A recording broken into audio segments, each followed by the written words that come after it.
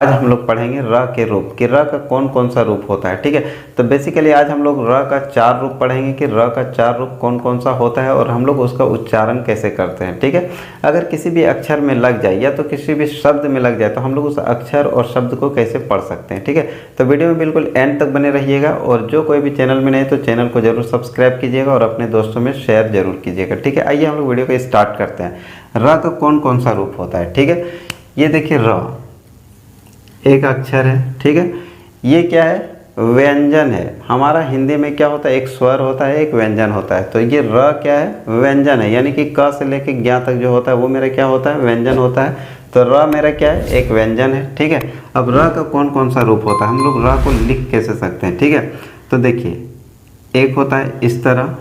ठीक है, इसको भी हम लोग क्या पढ़ते हैं, र पढ़ते हैं। ठीक है, दूसरा क्या होता है, इस तरह।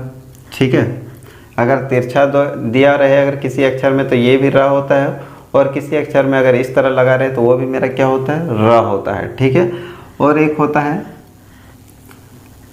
अगर अक्षर के ऊपर अगर इस तरह दिया रहे तो ये भी हमारा क्या होगा, र होगा। ठीक है, अब सब र को हम लोग कैसे पढ़ते हैं, देखिए ये मेरा क्या है, एक र, तो हम लोग इसको पूरा क्या पढ़ते हैं, र पढ़ते हैं। ठीक है, लेकिन अगर किसी भी अक्षर में अगर ये दिया रहे, ठीक है, तो ये भी क्या होता है, र होता है। और अगर इस तरह भी अगर लगा रहे तो ये भी मेरा क्या होता है, र होता है। ठीक है, लेकिन ये पूरा र होता है और ये भी क्या होता है, पूरा र होता है। अब इस तरह का र हम लोग कहाँ पे लगाते हैं और इस तरह का र कहाँ पे हम लोग लगा सकते हैं, ये सारा कुछ हम लोग इस वीडियो में डिटेल से पढ़ेंगे। ठीक है, अब देखिए, और ये क्या है, ये भी हमारा क्या होता है, र होता है। ठीक है, यानी सब क्या है, र है। ठीक है, ये भी क्या है, र है। लेकिन ये जब लाइन के ऊपर अक्षर के ऊपर अगर इस तरह दिया रहे तो इसको हम लोग क्या बोलते हैं, रेफ का मात्रा। ठीक है, इसको क्या बोलते हैं, रेफ का मात्रा। ठीक है, यानी कि अगर अक्षर के ऊपर लगा रहे तो हम लोग उसको क्या बोलेंगे, रेफ का मात्रा। और ये र क्या होता है, आधा होता है, ये पूरा र नहीं है, ये क्या है, आधा है। ठीक है, और ये जो र होता है और ये र होता है इसको हम लोग क्या बोलते हैं, पदेन र, यानी कि जो अक्षर के नीचे लगा रहे हम लोग उसको क्या बोलते हैं, पदेन र। ठीक है, अब दोनों में अंतर क्या है, इस र को हम लोग कहाँ लगा सकते हैं और इस र को कहाँ लगा सकते हैं, ये चीज़ हम लोग समझते हैं। ठीक है, तो देखिए क से लेके ज्ञ तक। ठीक है, क से ज्ञ तक कितना लेटर होता है, 36।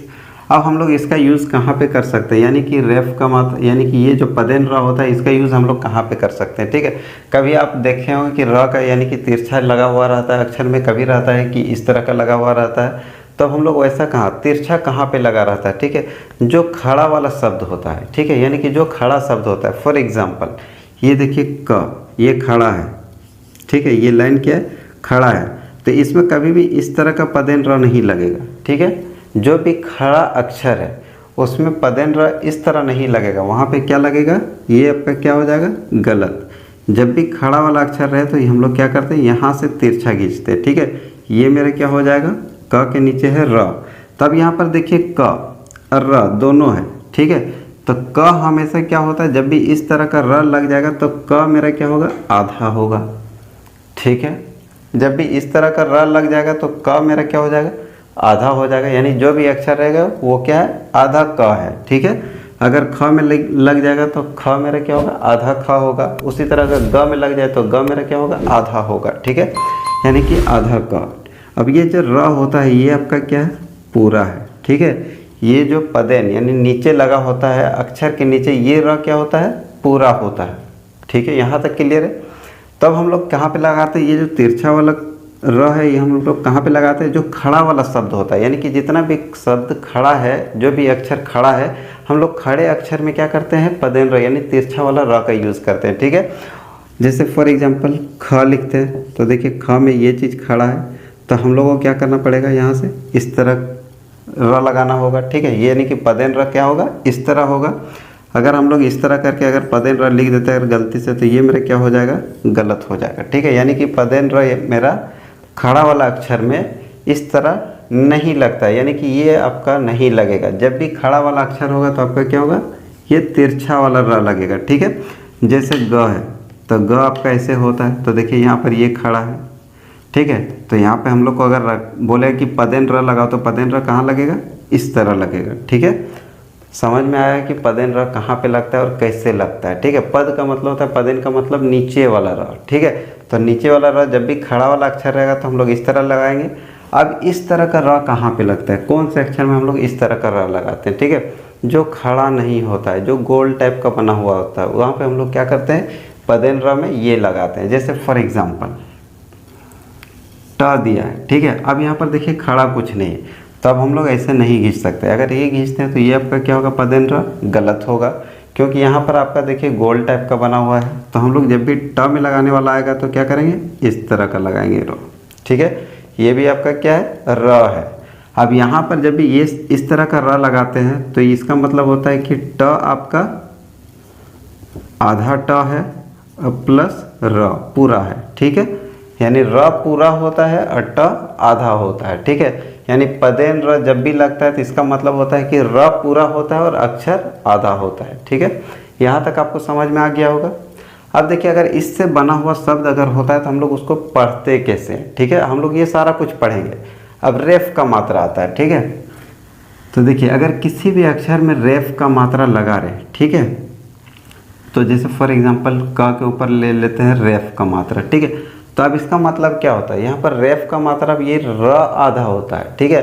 पदेन र में र पूरा होता है, लेकिन जब रेफ का मात्रा होता है तो रेफ का मात्रा में क्या होता है, र आधा होता है और जो अक्षर होता है वो पूरा होता है, ठीक है, समझ में आया।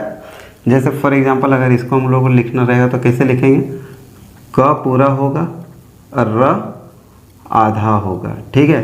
र का उच्चारण हमेशा कहाँ पे होता है, तो जिस अक्षर में लगा रहे उस अक्षर से पहले इस र का उच्चारण होता है, ठीक है। जैसे अगर क लगा है तो क के ऊपर में अगर रेफ का मात्रा है तो र पहले होगा, क को हम लोग बाद में पढ़ेंगे। यहाँ तक समझ में आ गया। अब इससे बनने वाले शब्द हम लोग देखते हैं कि हम लोग उसको कैसे पढ़ सकते हैं, ठीक है। अब सबसे पहले हम लोग देखते हैं कि अगर किसी भी अक्षर में अगर तिरछा वाला अगर र लगा रहे पदेन र, तो हम लोग उस अक्षर को कैसे पढ़ते हैं, ठीक है। सबसे पहले हम लोग ये चीज़ देखते हैं, ठीक है। जैसे एग्जांपल लेते हैं तिरछा वाला र का, ठीक है, कि अगर तिरछा अगर र लगा रहे तो हम लोग उसको कैसे पढ़ेंगे, ठीक है। जैसे फॉर एग्जांपल ये आपका क्या है, क है, क के नीचे अगर र लगा देंगे तो ये मेरा क्या हो जाएगा, क्र, ठीक है। अब अगर इसमें एक अक्षर और जोड़ दें म, तो अब मेरा क्या बन जाएगा, इसको हम लोग क्या पढ़ेंगे, क्र और म, तो क्या हो जाएगा, क्र म, क्रम, ठीक है। नेक्स्ट उसी तरह से आता है भ। भ के नीचे अगर देखिए ये भी आपका खड़ा है, तो खड़ा रहेगा तो क्या होगा, पदेन अक्षर क्या लगेगा, तिरछा वाला अक्षर लगेगा, ठीक है। कौन सा र लगेगा पदेन में, तिरछा वाला, क्योंकि ये मेरा जो अक्षर है ये क्या है, खड़ा है, तो भ्र म क्या हो जाएगा, भ्रम, ठीक है। नेक्स्ट आता है आपका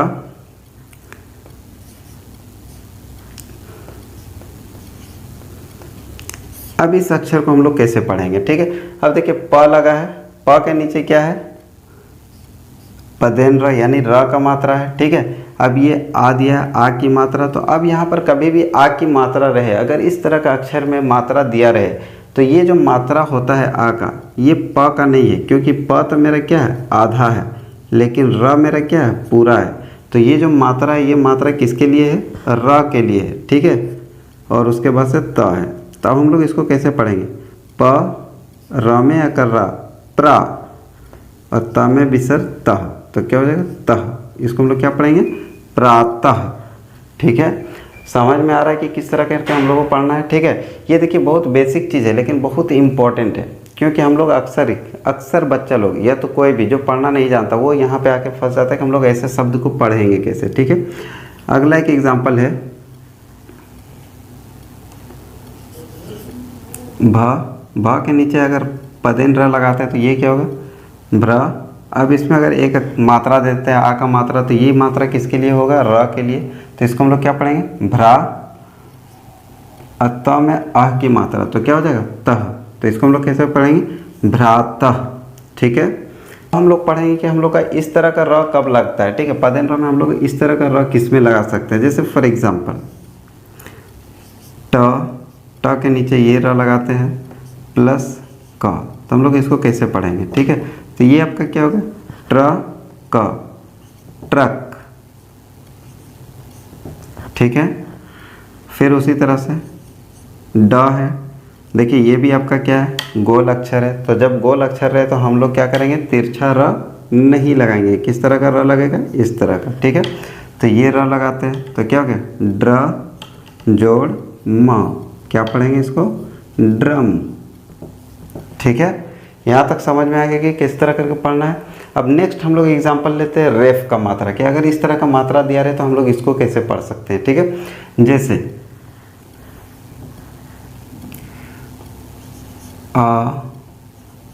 ये था, अब इसके ऊपर अगर र का मात्रा लगा दें यानी कि रेफ का मात्रा लगा दें तो हम लोग इसको कैसे पढ़ते हैं। अभी हम बता चुके हैं कि जब भी ये मात्रा लगता है तो ये हमेशा क्या होता है, अक्षर से पहले पढ़ा जाता है, और जो ऊपर में रेफ का मात्रा होता है ये क्या होता है, कौन सा र होता है, आधा र होता है, ठीक है। तो हम लोग इसको कैसे पढ़ेंगे, आधा र और थ, तो क्या हो जाएगा, अर्थ, ठीक है। उसी तरह क म, ऊपर में रेफ का मात्रा तो क्या हो जाएगा, क आधा र म, क्या होगा, कर्म, ठीक है। उसी तरह श म के ऊपर रेफ का मात्रा तो इसको क्या पढ़ेंगे, श आधा र म, शर्म, ठीक है। यहाँ तक समझ में आ गया कि र का हम लोग रूप को कैसे पढ़ते हैं। ये आपका क्या हो गया, पदेन र हो गया, और ये क्या हो गया, रेफ का मात्रा हो गया, और ये र तो हम लोग पहचानते हैं कि इसको हम लोग र पढ़ते हैं, ठीक है। अब देखिए इसको अगर रहेगा तो हम लोग इसको क्या पढ़ेंगे, र, वह में छोटी ई की मात्रा तो ये मेरा क्या हो गया, रवि, रवि।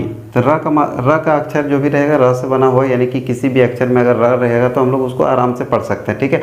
दिक्कत कहाँ पे होता है, पदेन र में और रेफ की मात्रा में, ठीक है। तो वो हम बता चुके हैं। आई होप कि आपको ये वीडियो समझ में आया होगा। अगर वीडियो समझ में आए तो लाइक कीजिएगा, अपने दोस्तों में शेयर कीजिएगा, और जो कोई भी चैनल में नहीं तो चैनल को जरूर सब्सक्राइब कीजिएगा। तब तक के लिए बाय बाय, जय हिंद, थैंक यू।